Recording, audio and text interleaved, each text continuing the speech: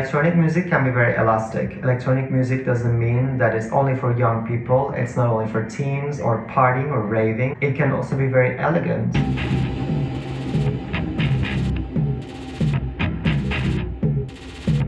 I have a strong problem when classical music can be only consumed by a certain group of people, elites or elderly audiences, untouched or a taboo museum-like.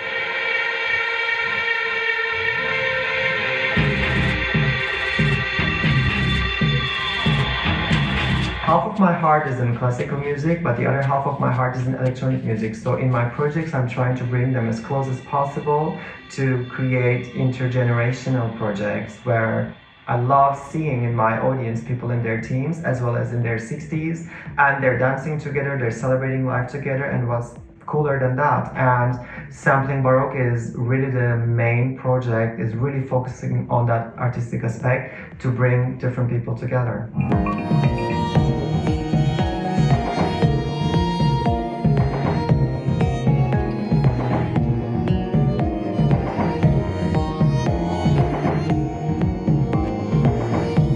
It's really important to create music that is brave and experimental today, because there is so much music out there that is sounding so similar to another, and you really don't want to go that way. When we are driving our car called Musica Sequenza, we hate pressing the button autopilot, and it is important for us to be as experimental as possible when we're in the creative process. And the genre that we created, Electro Baroque, and we're establishing through our projects, is giving our listeners a chance to experience both Baroque music and electronic music combined together, and which offers a unique sound and a unique timbre.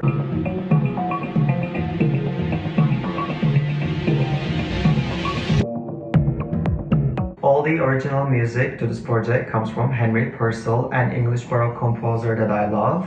And this is my very first big project dedicated to Henry Purcell, especially loving his music and his music being so highly emotional.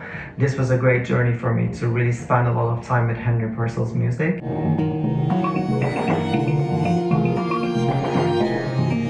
I took the original scores of Henry Purcell and I recomposed them in these electroacoustic arrangements. And in the ensemble, we used for the very first time some rock instruments as well, including electric guitars and electric bass and acoustic drums and synthesizers. These were combined with gut string instruments and Baroque Bassoon and Theorbo. And this way we were able to create a very unique sound, maybe sounding a little bit more grungy and inspired by psychedelic rock of the 60s, as well as indie rock of today and off-pop.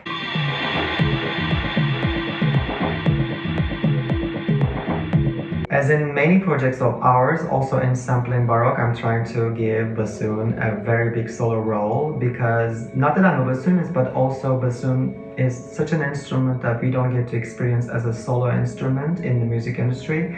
It has a great place in orchestral music, but nothing really solo today.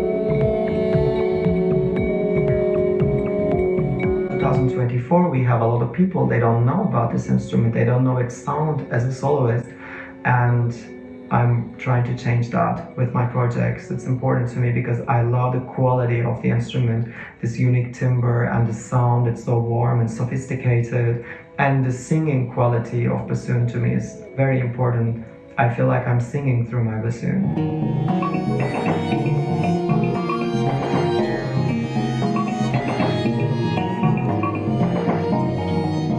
To find bridging projects to invite also younger generations into this European cultural history that we value, that we studied and we're performing.